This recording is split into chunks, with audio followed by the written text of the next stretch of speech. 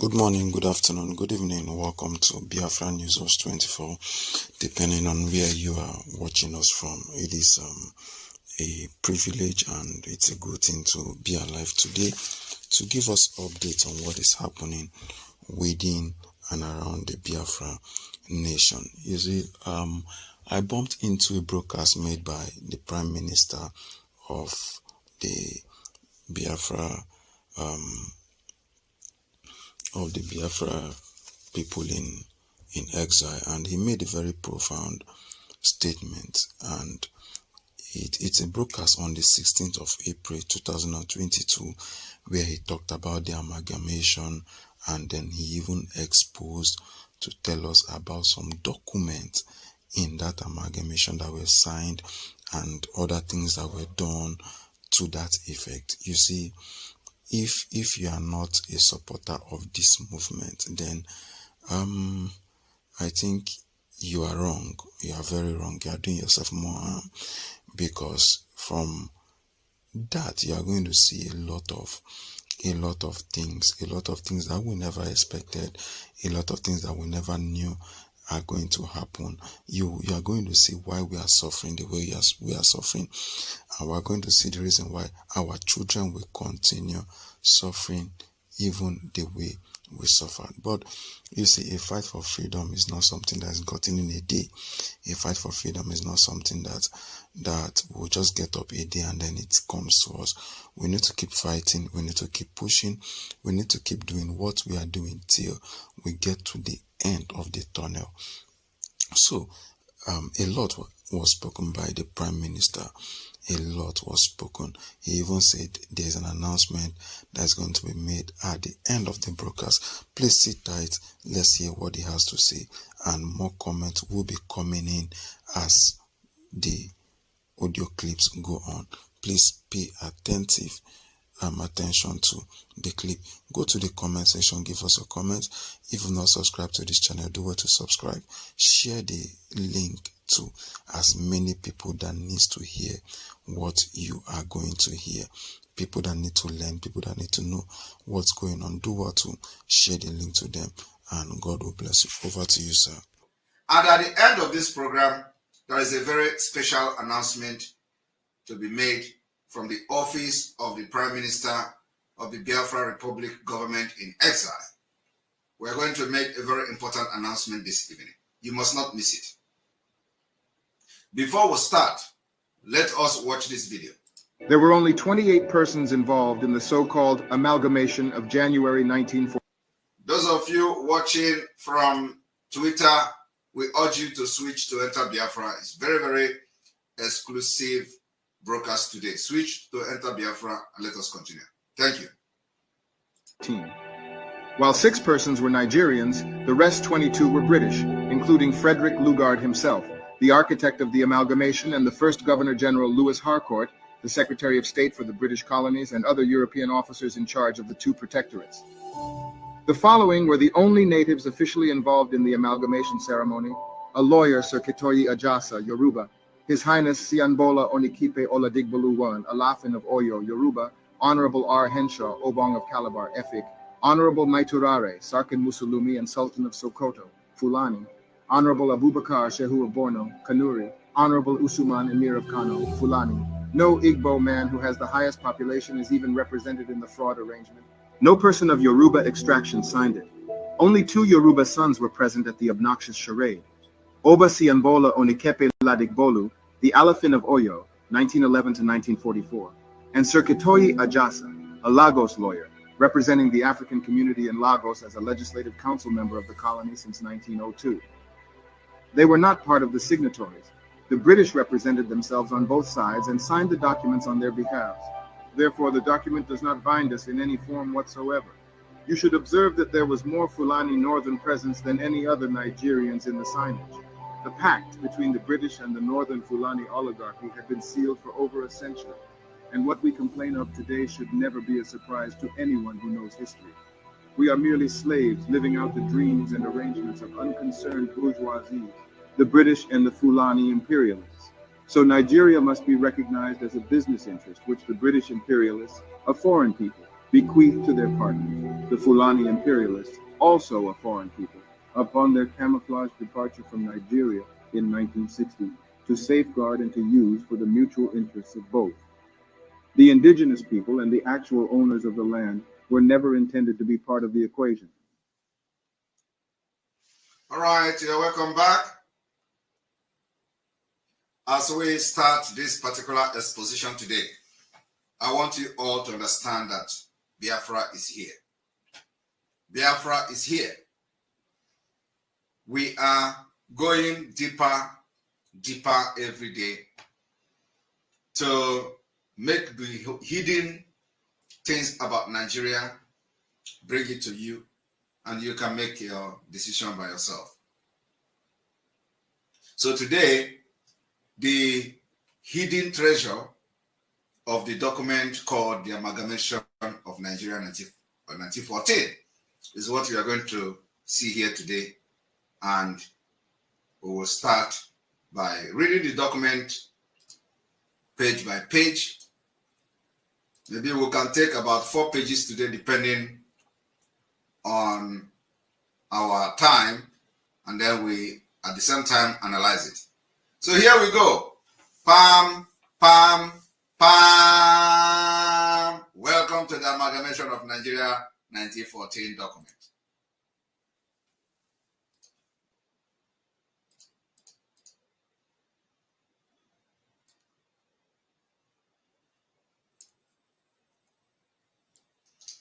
Here is the document that made you a slave in Nigeria today.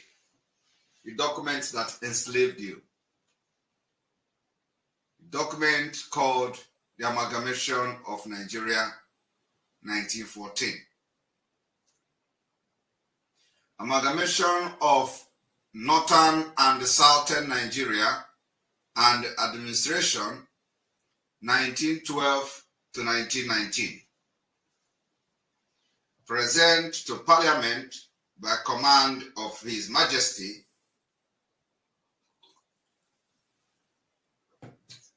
December 1919. Nothing is hidden in the surface of the earth. We will dig and dig and we will dig it out. London, printed and published by His Majesty Stationery Office, to be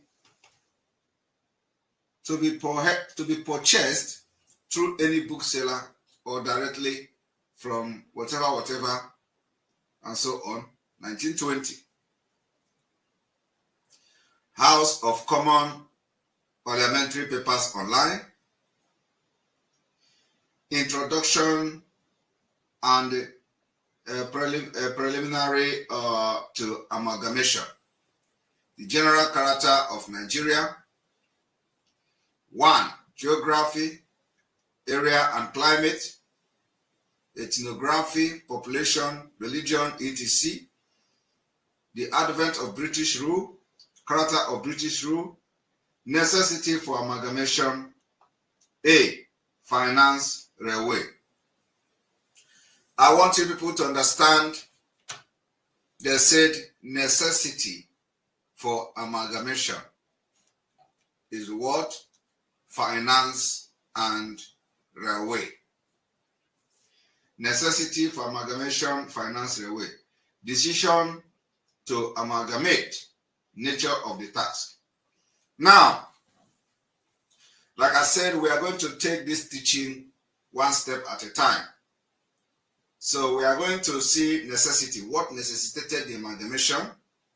On whose interest was Nigeria amalgamation took place? And who were behind the amalgamation? Part 2. Yes, you see, everything about the amalgamation document will be splitted into pieces for everybody to understand, so that even a layman will be able to understand it. But come to think of it, I think, okay, first of all, what is amalgamation? Amalgamation is a combination or merging, bringing together of two things or more than two things together. And I believe if you want to bring, now we're talking in the sense of country, you want to merge people, you want to, before you bring people together, there is supposed to be an agreement. You can't bring two people together without agreement. You want to cause chaos, you want to cause problem, you want to raise up people that will be causing nuisance in the society. If you want to bring people together, they have to be agreed. That's very necessary. You can't bring people together when they are not in agreement, they are doing their own thing. Even when they say no, you are forcing them to come together. It doesn't work that way. People must have to agree before they are brought together. You don't just bring people together. No, it's not done that way. It's not.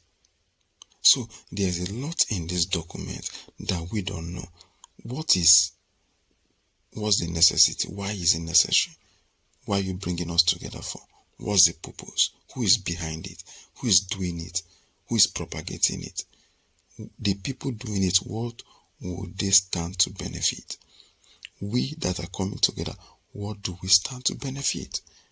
There are so many things that need to be put into consideration before going ahead to do these things. But when nothing is put into consideration and then you go ahead to do a particular thing, there is definitely going to be a problem. Yes. So let's continue as we see more enlightenment and we gain more knowledge on this thing. Over to you, sir. Method of amalgamation. General scheme, a division of the country. Central department. Amalgamation 1st January 1914. The Governor General. Duties of the Governor General, Lieutenant Governor, and division of the what? Of the country. Duties and power of the Lieutenant Governor's Central Department. Reason for the division, provisional, administrative, and department. We are going to go straight to the business of the day. So we are going to look into necessity for amalgamation, which is in 5. I think the best thing is to take it from the first page of this document, so that we will run this program for like a few days. Amalgamation of Northern and Southern Nigeria. Part 1. Introduction and preliminary to the amalgamation. The general character of Nigeria, geography, area, and climate before dealing with the amalgamation of the two separate governments. I want you to understand, before dealing with the two separate governments of Northern and Southern Nigeria, it will perhaps serve a usual purpose if I sketch briefly the character of each country. The character of each country.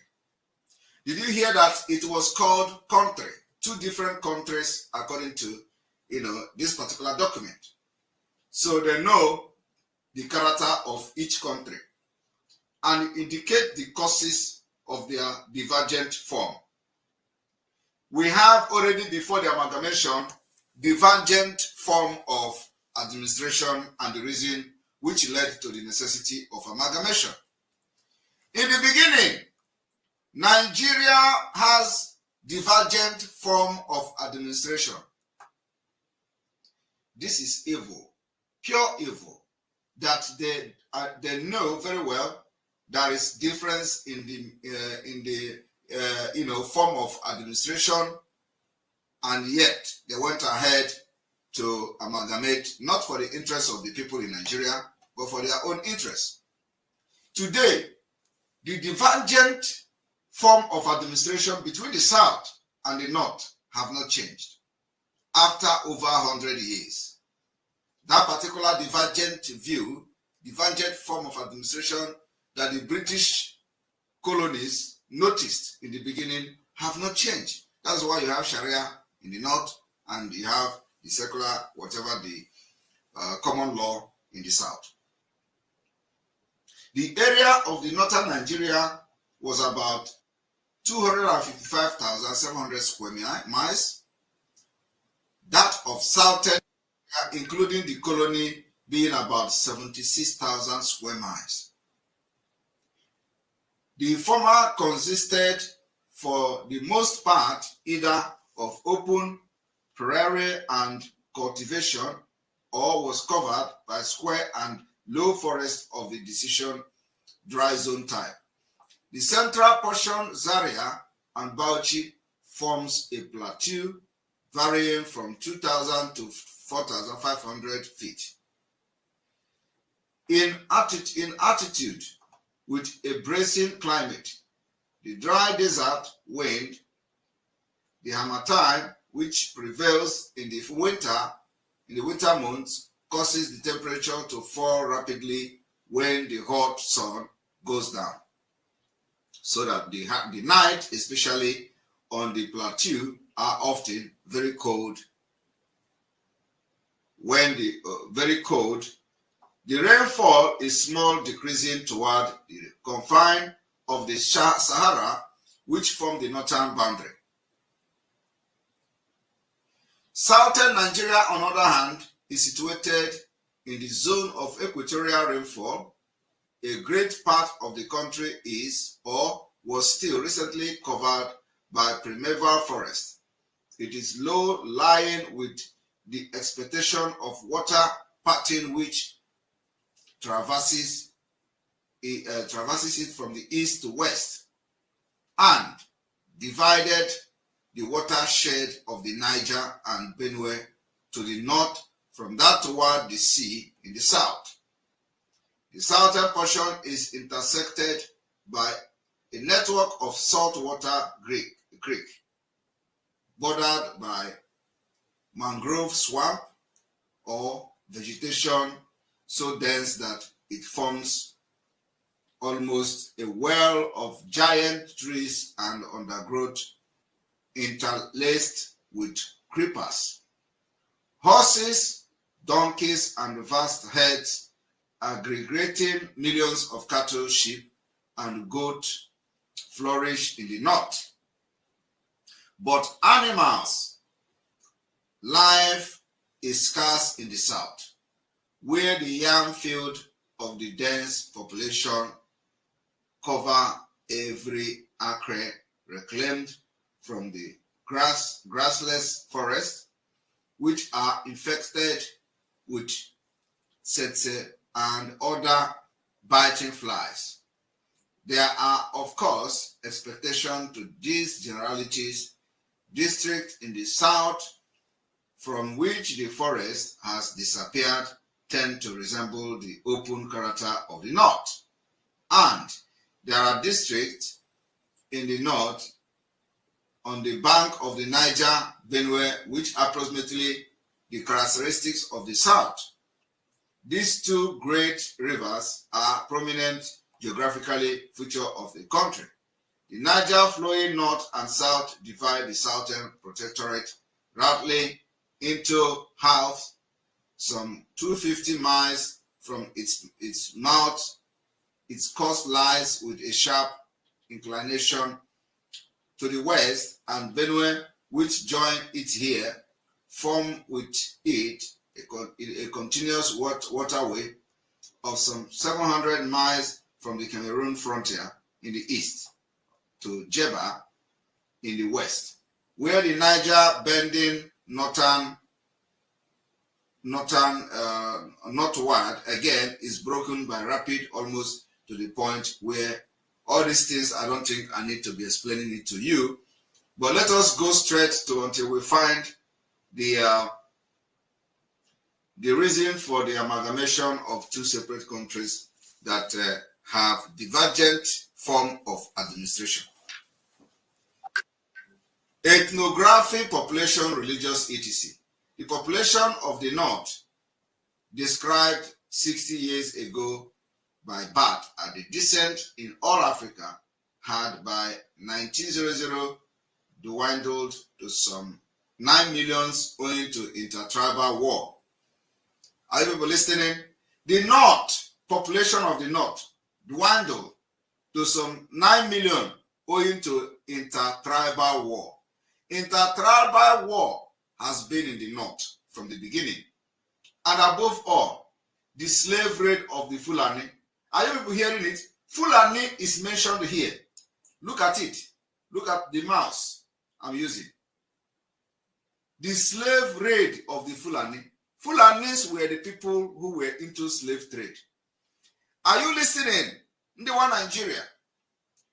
The report of the amalgamation of Nigeria in 1914 is telling you that the problem of the North has been the tribal war and the slave raid of the Fulani. They wrote it here. Fulani is well written here. But these dreaded herdsmen or these dreaded horsemen, in those days, they called them horsemen. Horsemen. Today, it is not horsemen, but they are now herdsmen. There is no change. It has been the same thing from the time immemorial. Now, the horsemen, dreaded horsemen, could not penetrate the forest of the south. Are you hearing it? From the time when the British noticed that this Fulani, dreaded Fulani, they call them, could not penetrate the forest of the south. Today, they are penetrating the forest of Yoruba land. But in the days when they were trying to overrun the south, they could not penetrate the forest of the south because of our pattern of security and pattern of administration, which is completely divergent form than the one they have in the north. They have been able to run over north with crisis and tribal war, like they reported here, and then also using their horses and all that. They could not penetrate the forest of the south, where a population estimated at 70 and a half or quarter million, probably an overestimate found refuge. So now, during the war, this tribal war, it suggests that about 7 million people already found refuge, running away from Fulani, and they have run away to the south to take a refugee in the south. Exactly what is happening in Benue today. They have not changed. So if you are waiting for Basanjo or waiting for P2B to come and change this thing that you see here, you are an idiot. Now, 7 million people were in the south taking refuge. They wrote it here. These tribes are of pure Negro stock than the Hausas and the other Negroes of the north. Are you hearing? Negroes of the north were in the south taking refuge because Fulani have killed them with tribal war, trying to conquer probably the one of the Usman Danfodio. Though in the more open area, they show themselves to be admirable agriculturists. Many of the Delta tribe live in semi-aquatic life in their canoes. They are still living in canoes today. People from our brothers in the Niger Delta area, like they call them, they live in canoes. They are still living in canoes today. Go there now and see how they live on top of water. And when you talk, they want to be in a Nigeria where they are living on top of canoe. Since 1900, they were living in canoe. They still live in canoe today. They have not changed. Fishing and collecting the abundant salva produce, especially of the oil palm, both the canoes, both for their own sustenance and for trade with the middlemen who carry it to the coast merchant. From a very early date, the influence of Islam had made itself in the north. Are you people listening? I am reading a document of 1914, from 1912 to 1919.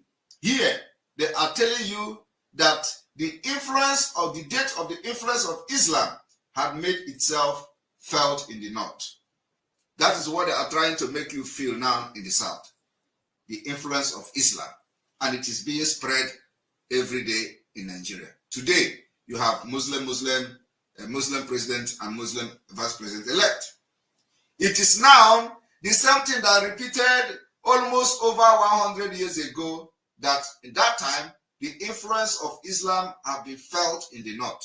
Now, you are not only feeling the influence of Islamic State in the north, but you are now feeling it everywhere in Nigeria, because a Muslim ticket has won election for the very first time.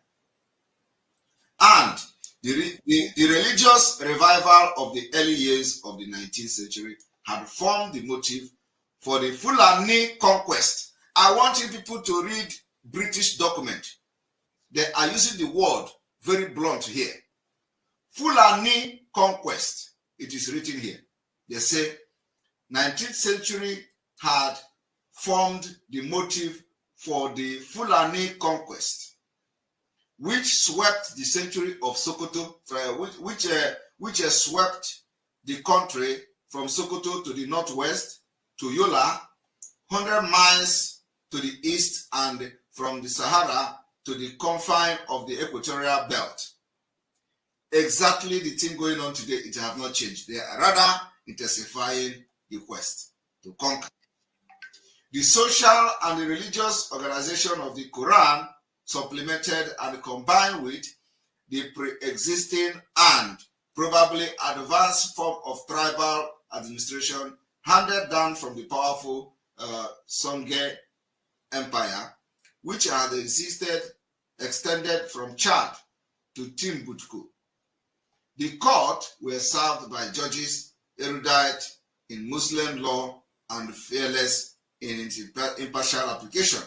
The system of taxation was highly developed and the form of administration highly centralized. Now, let us continue.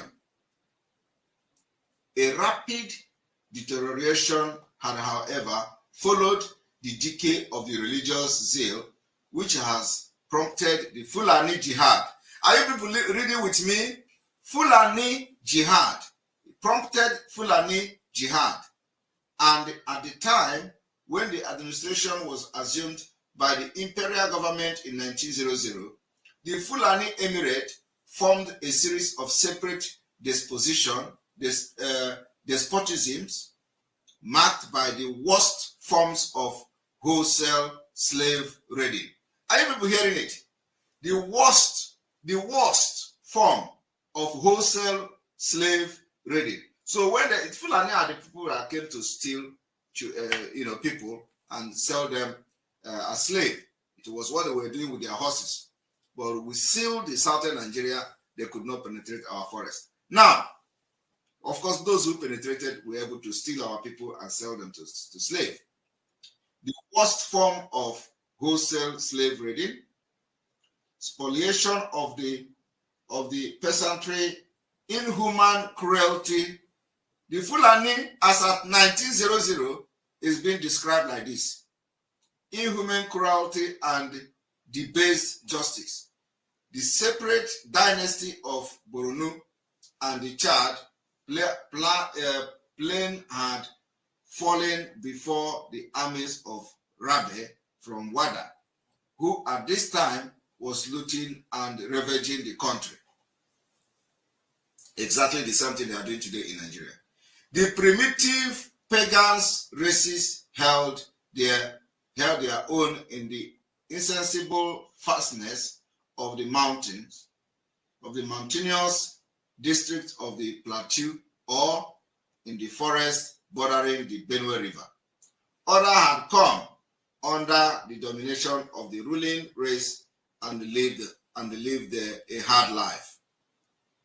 I want you to read, though, the South was for the most part held in thrall by fetish worship and the hideous ordeal of witchcraft.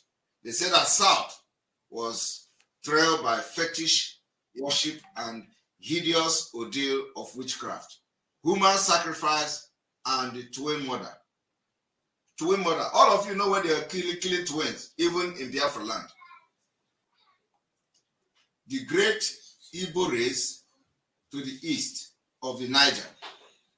I'm not talking about the great Igbo race to the east of the Niger, numbering some 3 million, and their cognate tribe had not developed beyond the stage of primitive savagery.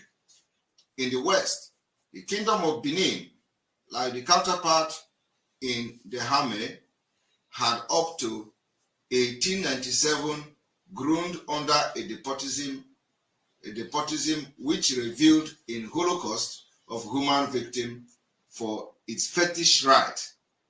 Further west, the Yorubas, Ekpas, and the Jebus had evolved a fairly advanced system of government under recognized rulers. And this is going to tell you that even the Yorubas have also different tribes.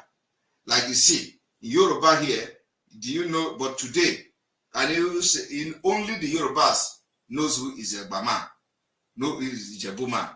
But you, as a Nigerian, you call every one of them Yorubas. But within themselves, they know who is Ekpa man, they know who is Ijebu man, and they also discriminate among themselves. So when you come to say, oh, Yoruba people are this or that, within themselves, there are differences. And here, it is well stated. Yorubas, Ekpa, and Ijebu had evolved fairly advanced system of government under recognized rulers. The coast Freng was peopled by Negro traders and middlemen who had acquired a smattering of education in mission schools and who jealously guarded the approach of the interior from European merchants. In the principal town, Lagos, Calabar, etc., there were some few educated native gentlemen who practiced as doctors, barristers, and so on. The advent of British rule. The British government, which had maintained a consul at Lagos since 1852, obtained the cession of the island in 1861 with the sole objective of putting an end to the overseas slave traffic. In the following year, the abandonment of all West African settlement was contemplated, and any extension of responsibility with the interior was vetoed. It was not, therefore, until the scramble for Africa, which followed the Berlin Act of 1885, that any step were taken to secure the coastline from Lagos to Cameroon and to establish a claim to the hinterland as a British sphere of influence. This area was then placed under the consular jurisdiction of the Foreign Office under the name of the Oyo River Protectorate. Oyo River Protectorate, to whom also the Royal Niger Chartered Company, who were endeavoring to open up the district bordering the Niger, were responsible. Colonial office control remained limited to Lagos colony. I really wish, I really wish history would be taught in our schools again, because a lot of things are fading away, a lot of things are slipping off our hands. Can you see the benefit of history? Can you see what history can do? You see, we don't need to go back to when these things happen to know that they happen. But you can see that history is playing it again before us. We are seeing it, we are hearing it. And come to think of it, if we drop down history from our schools, our curriculum, when our fathers, people that knows these things, when they are gone, how do we get these informations? How do we now pass it to our own children, telling them, okay, this is what our people fought for, this is what This is what our fathers fought for. This is you see, when there is no history, people will abuse what they are enjoying. People will not know who fought for them. People will not know who struggled for it. People will not know the people that made them to be enjoying what they are enjoying. They won't even know the people that made them to be suffering what they are suffering. But you see, when history begins to play out, you know who to avoid, you know who to come close to, you know who to talk to, you know who not to talk to. So history is very, very important. I really wish history can really be taught in our schools again, and not just in our schools. Let the elders also, people that have this information in their fingertips, let them do good by passing it to the younger generation. Because to tell you the truth, we are going to need this. We are going to need it. In one way or the other, we are going to need this history. Something that happened so many years ago, imagine how we are getting it now. People even have the documents, people have a copy of it. That is history. If you go to some of our libraries, you can find this. If you go to some big libraries, you can't even find it. So, I am pleading and begging us, let's keep history alive. Yes, even the struggle we are struggling today, the freedom we are fighting for, let's keep. The reason we are fighting for it is because we came to hear history. We came to hear what happened. Some of us that are fighting for this thing today, we are not there when the fight started, but history is playing it to us. So please, let's take history very serious as we continue on this clip. Over to you, sir.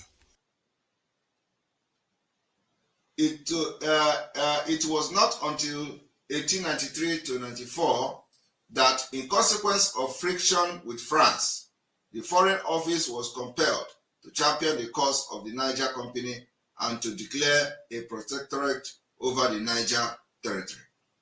The Oyo River then became the Niger Coast Protectorate, with the advent of Mr. Chamberlain to the colonial office in 1895. British West Africa entered on a new era. British influence was extended into the Lagos hinterland. The French crisis was brought to a close by Convention of June 1898, and the steps were taken to buy out the charter of the Niger Company. I want all of you to pay attention to step by step how the demography were changing, how things were changing, and we are now up. We have risen up to change it for our own good, and it is going to happen this year. There were no condition is permanent. Even the Nigeria state you see today, you see how things were evolving. There were French, there were this, and there has always been battle, and things have always changed when you work for it. And that's what we're doing today. We're going to change things. And that things we're going to change is that our freedom is coming. So from the way the Nigeria was set up, you see there are changes, step-by-step changes until where we find ourselves where we are today. And we have risen up. People are going to do it, and we are part of them to change things and get our freedom. Now, this was completed in January 1st, 1900. The government of the northern and southern Nigeria were created. The former included all territory north of latitude 7 to 10 approximately, in the latter to the old Niger Coast Protectorate, with the addition of such part of the company territory as lay to the south of that line. Lagos formed a third administration. Now, character of the British administration. The divergent condition which I have described geographically, you see that I have described the divergent condition. The condition is that Fulani came with terror. They have been killing people and, selling them as slaves and all that. Now, that is the divergent of the administration. While the South was more of fetish and they were killing, using people for sacrifice and all that. Now, the divergent condition which I have described, geographical, ethnographical, and the climatic, together with the very different in which two countries had come under the direct control of the crown. had, as was to be expected, profoundly influenced the form which British administration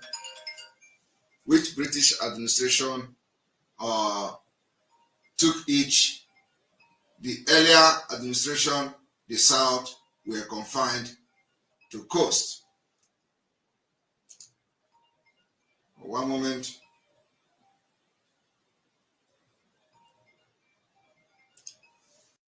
Are saying we want to be free. It is not only Biafra that is going to be free this year. A lot of nations will break. Nigeria is going to break into pieces, and we, the Biafra people, are going to make it possible. I am telling you now, it is not a hidden thing. It is going to happen this year. Those of you who are planning to have a nation in 2023, which is next month, you are going to fail. We will disappoint you, and you will disappoint yourself.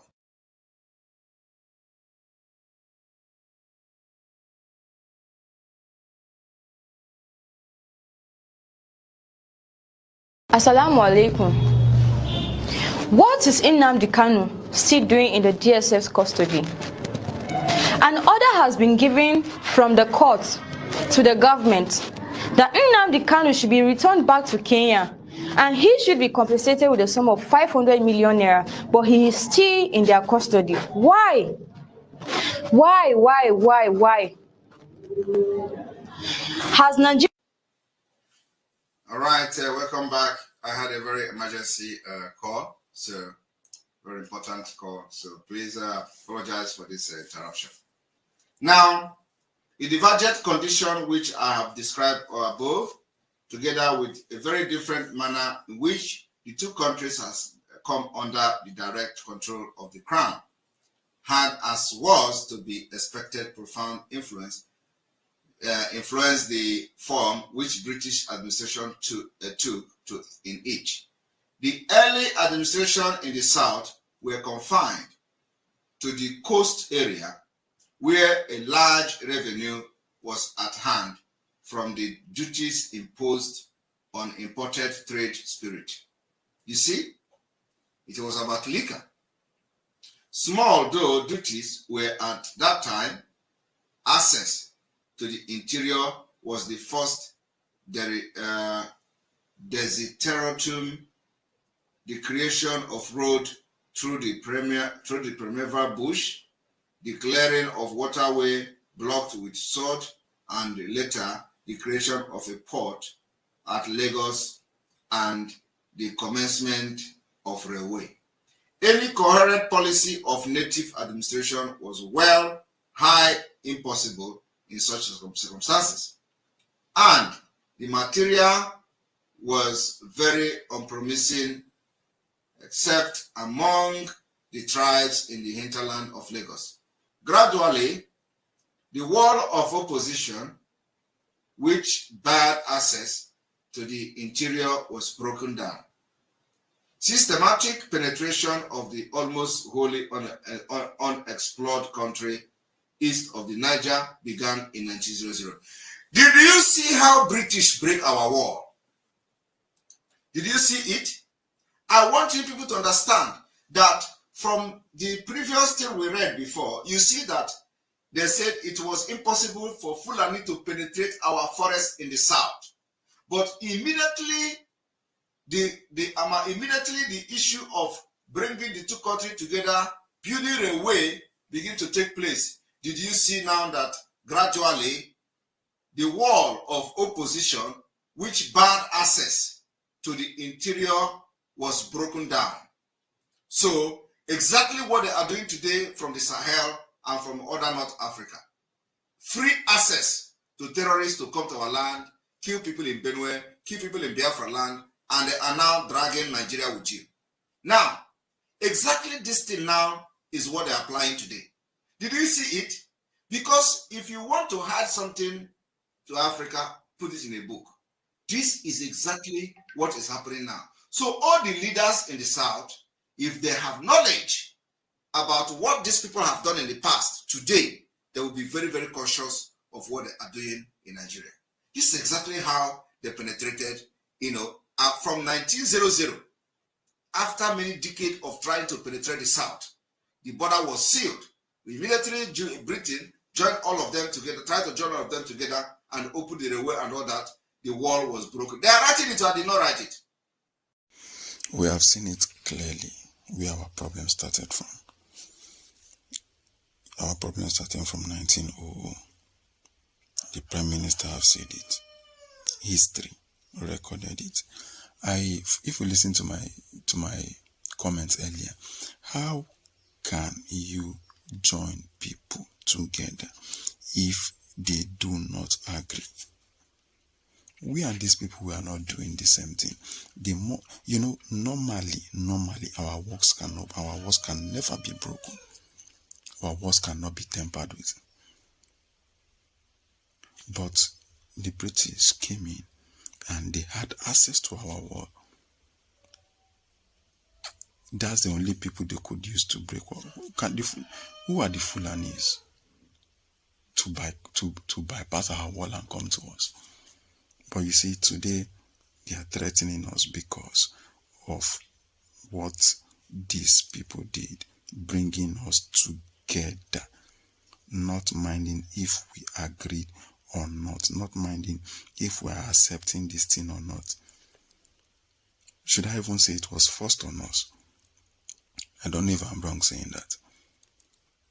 But you now discover that this is not what we wanted. They forced it or not. They forced it on us, and they pushed us into it, and now we are seeing the repercussion. But now we are saying no. Yes, we are saying no because we have come to understand, we have come to know. We have come to know. History have told us. We have come to see. We are seeing it with our eyes, and we are saying no. We are saying no. Enough of it, and we are standing on our ground. We are not going to fight. We are going to do everything as it's supposed to be, and our freedom is assured. We are going to get our freedom back.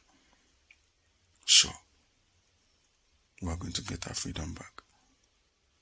So please continue listening to this audio to the end as you get more knowledge, more understanding on what is happening. Over to you, sir, as we round up. Systematic penetration started of the almost wholly, they say almost wholly unexplored country, which is the east of the Niger, began in 1900. So the problem of Biafra, the problem of Yorubas, started in 1900 when British, with the system of bringing them together, made this wall, this unpenetratable wall, to fall. And the penetration started in 1900. And in 1902, the arrow fetish, whose ramification extended throughout the eastern portion of the country, a cult of human sacrifice and slavery, was crushed by force of arms. That was how they crushed it, by force of arms. And I want you all to understand one thing. I want everybody to understand one thing. You see, when they say that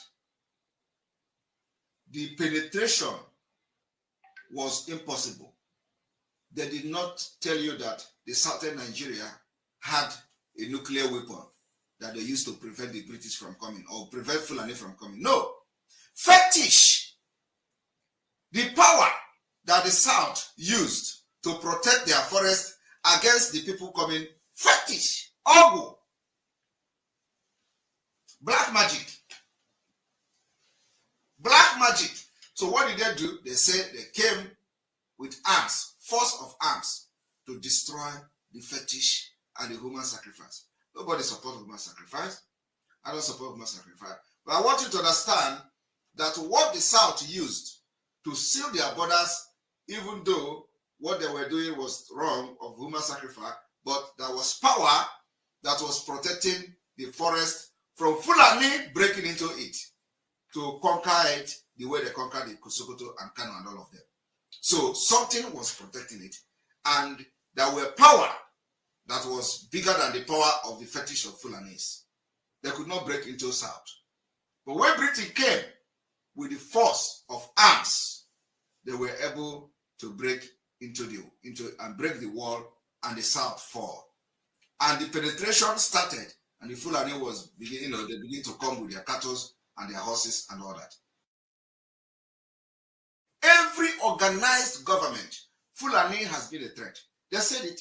They said the very existence of any organized government was threatened by the haughty insolence of the Fulani armies. The same thing happening today. Yet, somebody want to tell you that he can fix Nigeria. How can you fix people that have character, have ideology, and it is in the blood of them that they have to kill you to take over your property? They have not changed till today. I am reading you a document of the British as far back as 1900. They said every government, Fulani has been the threat. The Fulani armies. Today, the same army is a threat in Biafra land. The same Fulani army is a threat in Benue. The same Fulani army is a threat everywhere in Nigeria. And to crown it all, today, they are the government. They are the police. They are the army. They are the executive. They are the president. And you think that that is what you call a refined Fulani man. And you find themselves in the military. That's why when they tell you that the army is complicit, when you see them killing people, you think it is a joke. That's why I want you to listen to this. Nigeria, on a daily basis, witness the impunity which is so-called Fulani herdsmen extremists who share an ethnic and religious identity with President Buhari and the Fulani elite, which now dominates all key institutions in Nigeria. To open an investigation specifically into the wide-scale and systematic killing of the civilian population, and most notably targeting the indigenous people of Biafra. Clear that now we've put the Biafran issue on the radar screen of the government, of the Biden administration, of Congress. Ongoing and wide-scale systematic killing of the civilian population, and again, specifically targeting the IPOB. Of weapons being used against Biafrans, but affirmatively supporting an effort to have an independence referendum organized and conducted by the United Nations, as we've done in South Sudan. They formally open an investigation and look into what we are identifying as a genocide that's being committed by the Nigerian government and extremist Fulanis against the indigenous people of Biafra. There's been nothing in experience since 1960 to suggest there simply is not a way, given the history of division between the Fulani and the Biafrans, to think that they can coexist under a single sovereign roof.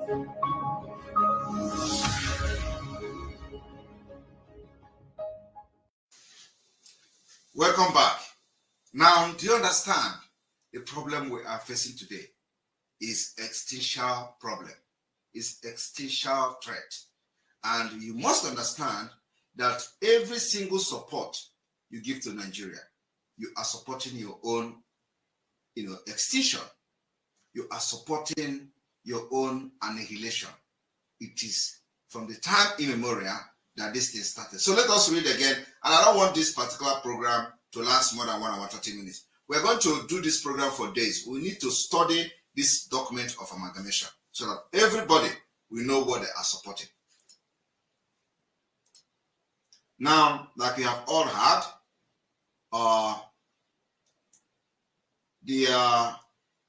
every existence of any organized government was threatened by the haughty insolence of the Fulani armies.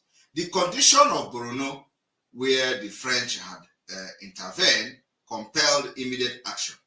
Nothing could be done until a force strong enough to cope with this powerful emirate had been created.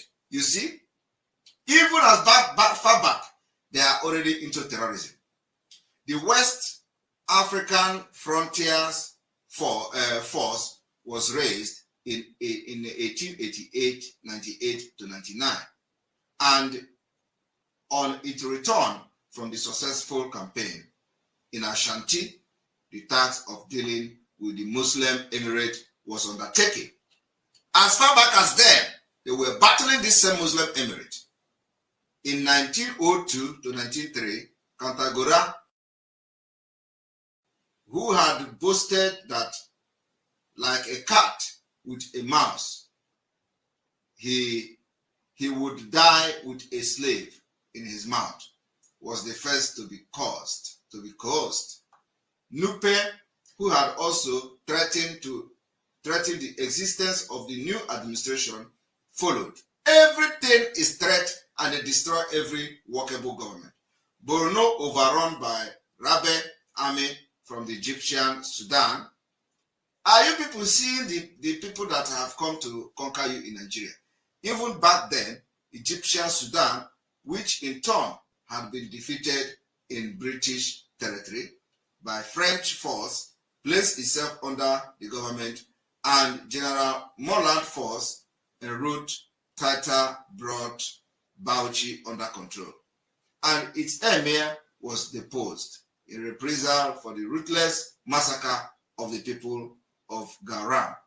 Zaria offered no opposition to peaceful occupation, but the murder of the Captain Maloney, resident of Kefi, reciprocated hostilities with Kano. You see why the Zaria is at war, because there where you have the Shite and all that. The fall of this great city and that of Sokoto in March 1903 was followed by the submission of the minor emirate and convened this, which had already submitted that their belief that the British would be exterminated by these powerful emirs was vain.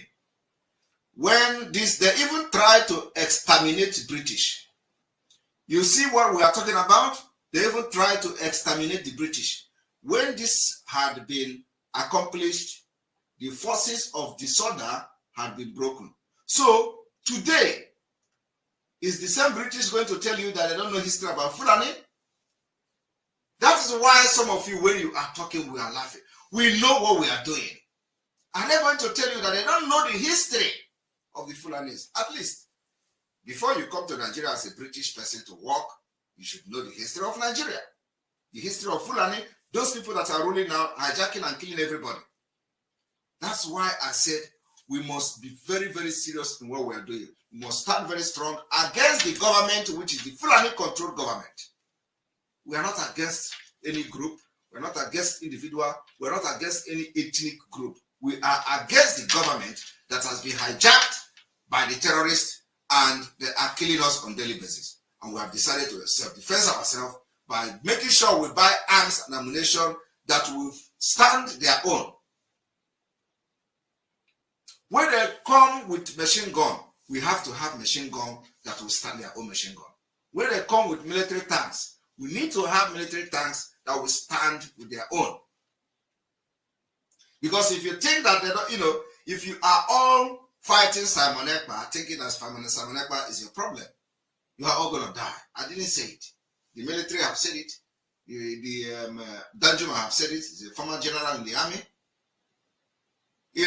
Today, of course, we are going to stop. We'll continue tomorrow, because this is very important paper and document that we are going to make, public, explain it, analyze it for everybody to know. So please, if you are watching this video, you target part 1 of exposing the amalgamation document. I have all the document complete.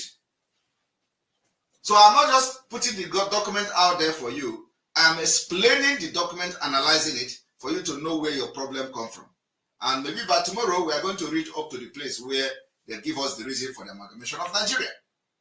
But what I'm trying to tell you this evening is that the British know that Fulani is a problem. And this Fulani that is a problem have hijacked the government. They have not changed. Even if P2B become president today, that is not going to affect. This is the in blood. Do you see how they fought the British? Do you see the impunity they did with the British? You think it is now they are going to give up? People that have hijacked the army, they are giving order to kill anybody, and they are releasing their Boko Haram, which is their foot soldiers. They are in your own Korokoro, they rehabilitate them and release them. In your own Korokoro, we say they are going to have Muslim ticket. You say it is not possible in Nigeria. Everything is possible. Now it has happened, and all of you are running mad.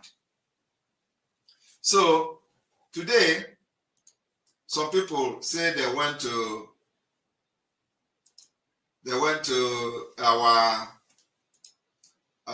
government in exile house that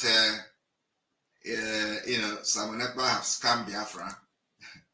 So I'm going to use this particular few minutes to address it before we take calls and stuff like that. So, for those people saying Simon Ekpa have scammed us, Simon Ekpa have done that. I don't know if they can go through the pressure Simon Ekpa is going through, if they can go through the heat the Prime Minister is going through. Can they stand it? Can they withstand it? A man is fighting for your freedom and you're coming to say that? No. Anyway, that has been proven, and we are bold to say that nothing of such has happened. So please, we have gotten a lot of knowledge and understanding from the clip we just watched. A lot. Yes, a whole lot. This is an eye-opening. I'm telling you the truth. Our eyes have been opened. So please, a lot of content will be coming to you through this channel. Do well to subscribe and click on the notification button to keep it on. Give us your comments in the comment section, a thumbs up, a like. Do not forget to share the video.